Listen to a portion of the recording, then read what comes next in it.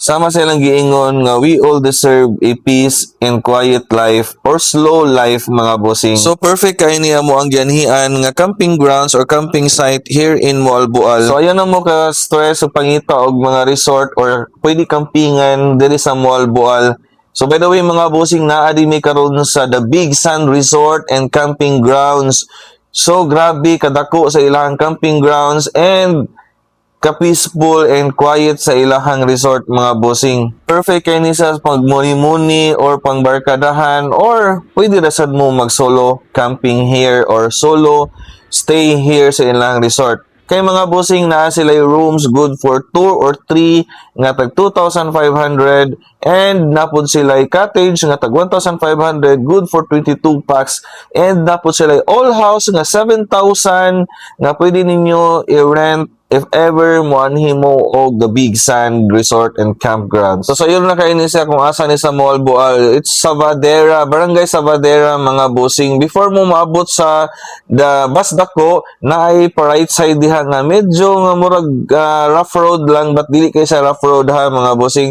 So straight to na ninyo diha until makakita mo og signage nga this way to The Big Sand Resort and Campground. Pero sa manggod sa atong pilion, if ever mag-camping ta mga bossing no, kay kanag yung quiet kayo or I mean, dili kayo crowded nga lugar para makarelax mo and makaluto-luto mo og tarong and dili mo matugaw sa mga other nga mga nag-stay sa resort. And nakalindot na sa tanin diri mga boss, you know, kay kompleto na po sila with CR and napo sila banggira kung pwede mo asa makaluto and pwede mo makatoothbrush and etc. etc. And so dili lasad mo problema og ilinon nga tubig and para hugas sa inyong mga lutuonon kay po sila galon diri nga baligya or tubig mineral. And mas maayo pagdala lang gid mo sa inyong mga pagkaon para dili na mo masigig balik og gawas kay layo-layo ra ba ang ilahang tindahan diri. And naraman sa tindahan sa eskina before mo mosulod sa The Big Sand Resort and Campgrounds, pwede ra sad mo makapalit ngadto og mga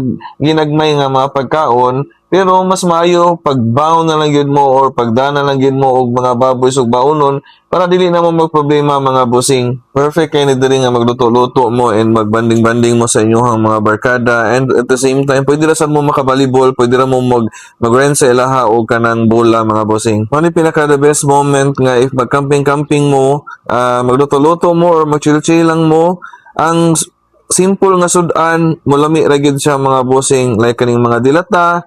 Malami ra gyud siya if ever mag-camping mo. So if unsa man inyong gipaabot mga bossing, please book na and pwede ra po ninyo i-PM ang The Big Sand Resort and Campground. So by the way, before nako i-end ni ako ang video, pakiton sa data mo kung unsa kanindot ang during night time diri sa The Big Sand Campgrounds mga bossing.